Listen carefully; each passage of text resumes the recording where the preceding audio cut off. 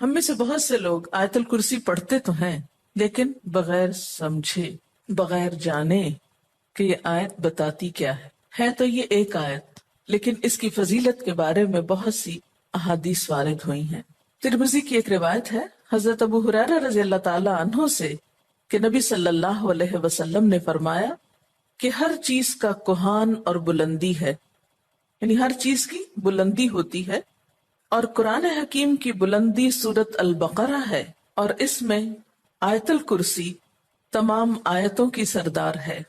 یعنی ہر چیز کی ایک بلندی ہوتی ہے۔ قرآن کی بلندی کس میں ہے؟ سورت البقرہ میں، اور سورت البقرہ میں ایک آیت ہے جو تمام آیتوں کی سردار ہے، اور وہ کون سی آیت ہے؟ آیت الکرسی۔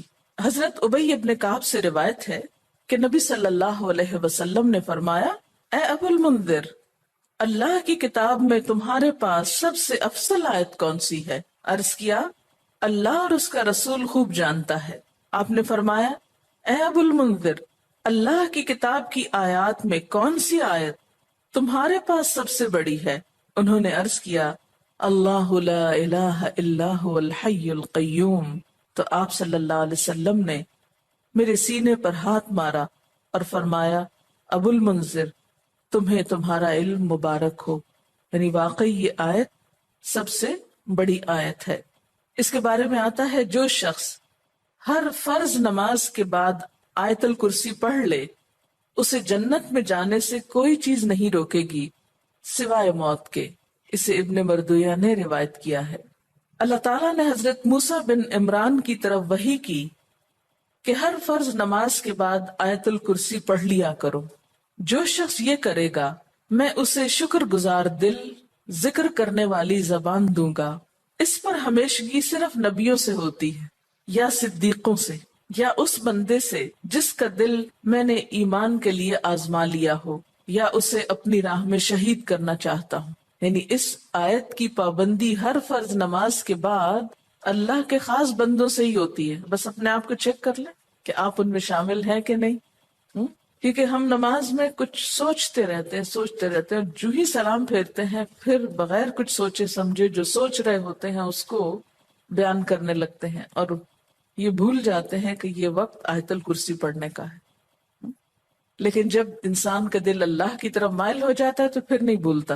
نبی صلی اللہ علیہ وسلم نے یہ بھی فرمایا کہ جس گھر میں آیت الکرسی پڑھی جائے اس گھر سے شیطان نکل جاتا ہے۔ اس کے بارے میں ایک روایت ہے جو بخاری کی ہے، صحیح حدیث ہے۔ حضرت ابو ہریرہ رضی اللہ تعالی عنہ کہتے ہیں کہ آپ صلی اللہ علیہ وسلم نے مجھے صدقہ فطر کی حفاظت پر مقرر کیا۔ فطرانہ جمع ہو رہا تھا اور آپ نے اس کی حفاظت کے لیے ان کو ایک طرح سے چوکیداری دی۔ کوئی شخص آیا اور غلہ چوری کرنے لگا، میں نے اسے پکڑ لیا اور کہا، میں تجھے رسول اللہ صلی اللہ علیہ وسلم کے پاس لے جاؤں گا۔ وہ کہنے لگا، میں محتاج ہوں، عیالدار ہوں، سخت تکلیف میں ہوں، چنانچہ میں نے اسے چھوڑ دیا۔ جب صبح ہوئی تو آپ نے مجھ سے پوچھا، ابو ہریرہ، آج رات تمہارے قیدی نے کیا کہا تھا؟ میں نے کہا، یا رسول اللہ صلی اللہ علیہ وسلم، اس نے محتاجی اور عیالداری کا شکوہ کیا تھا، مجھے رحم آیا تو میں نے اسے چھوڑ دیا۔ آپ نے فرمایا، دھیان رکھنا، وہ جھوٹا ہے، وہ پھر تمہارے پاس آئے گا۔ چنانچہ اگلی رات وہ پھر آیا اور غلہ اٹھانے لگا، میں نے اسے پکڑ لیا اور کہا، آج تو ضرور میں تمہیں نبی صلی اللہ علیہ وسلم کے پاس لے جاؤں گا۔ وہ کہنے لگا، مجھے چھوڑ دو، میں محتاج ہوں، عیالدار ہوں، آئندہ نہیں آؤں گا۔ مجھے پھر رحم آ گیا اور میں نے اسے چھوڑ دیا۔ صبح ہوئی تو آپ صلی اللہ علیہ وسلم نے مجھ سے پوچھا، ابو ہریرہ، تمہارے قیدی نے کیا کیا؟ میں نے کہا، یا رسول اللہ صلی اللہ علیہ وسلم، اس نے سخت محتاجی اور عیالداری کا شکوہ کیا، مجھے رحم آ گیا تو میں نے اسے چھوڑ دیا۔ آپ نے فرمایا، دھیان رکھنا، وہ جھوٹا ہے، وہ پھر آئے گا۔ چنانچہ تیسری بار میں طاق میں رہا، وہ آیا اور غلہ سمیٹنے لگا۔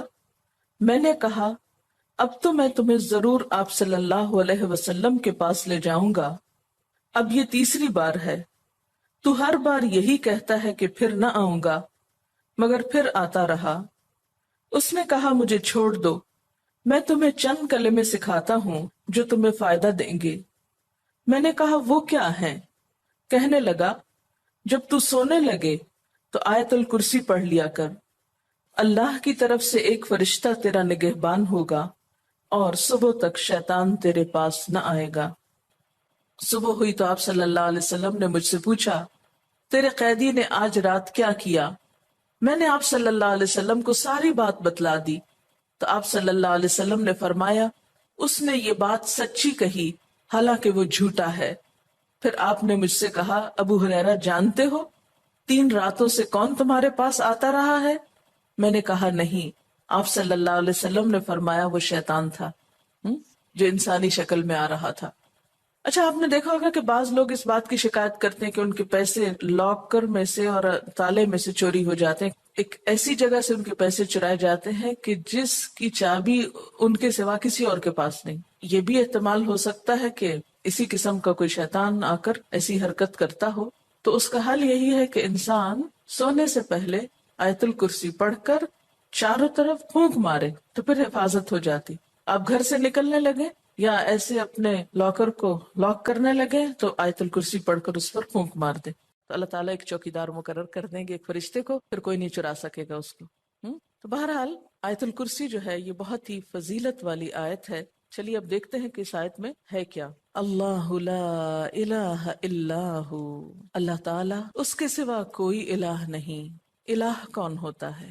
اس کا معنی عام طور پر معبود کیا جاتا ہے، لیکن بنیادی طور پر الہ کا معنی ہوتا ہے خالق، رازق، مالک، حاجت روا، مشکل کشا، عبادت کے لائق۔ ظاہر ہے جس نے پیدا کیا، جو روزی دیتا ہے، وہی مالک ہونے کا حقدار ہے۔ پھر جو ہماری حاجتیں پوری کرتا ہے، جو ہماری مشکلیں آسان کرتا ہے، وہی اس لائق ہے کہ ہم اس کی عبادت بھی کریں۔ تو اللہ لا الہ الا ہو، اللہ تعالیٰ وہی عبادت کے لائق ہے۔ الحی القیوم، زندہ ہے، قائم رہنے والا ہے، دوسروں کو قائم رکھنے والا ہے۔ لا تأخذہ سنۃ ولا نوم، نہ اس کو اونگ آتی ہے اور نہ نیند آتی ہے۔ لہ ما فی السماوات وما فی الارض، اسی کے لیے ہے جو آسمانوں میں ہے اور جو زمین میں۔ من ذا الذی یشفع عندہ الا باذنہ، کون ہے جو اس کے پاس سفارش کر سکے مگر اسی کے اذن سے۔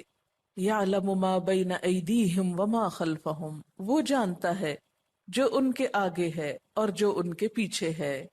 ولا یحیطون بشیء من علمہ الا بما شاء، اور وہ اس کے علم میں سے کسی چیز کا احاطہ نہیں کر سکتے مگر جو وہ خود چاہے۔ پھر فرمایا وسع کرسیہ السماوات والارض، وسیع ہے اس کی کرسی آسمان و زمین پر۔ ولا یؤودہ حفظہما، اور نہیں تھکاتی اس کو ان دونوں کی حفاظت۔ وہو العلی العظیم، اور وہ بلند ہے، بہت بڑا۔ یہ ہے اللہ تعالیٰ کا تعارف۔ کیا؟ نمبر 1، اس کے سوا کوئی الہ نہیں۔ نمبر 2، وہ زندہ ہے۔ نمبر 3، قائم رہنے والا ہے، قائم رکھنے والا ہے۔ نمبر 4، اس کو نیند اور اونگ نہیں آتی۔ نمبر 5، آسمان و زمین کا مالک وہی ہے۔ نمبر 6، اس کے پاس کسی کی سفارش کام نہ کرے گی مگر اسی کی اجازت کے ساتھ، یعنی سارا اختیار قیامت کے دن اسی کے پاس ہوگا۔ نمبر 7، انسانوں کے سامنے اور انسانوں کے پیچھے، یعنی ان کا ماضی اور مستقبل سب کا علم وہ رکھتا ہے۔ نمبر 8، اس کے علم میں سے کوئی کچھ نہیں لے سکتا مگر جتنا وہ چاہے، یعنی اللہ کے علم جیسا علم کسی اور کا نہیں۔ نمبر 9، اس کی حکومت، قدرت، عظمت، اقتدار یا علم آسمان و زمین پر محیط ہے، چھایا ہوا ہے۔ اور نمبر 10، ان دونوں کی حفاظت اس کے لیے کچھ مشکل کام نہیں۔ نمبر 11، وہ بہت بلند، بہت عظیم ہے۔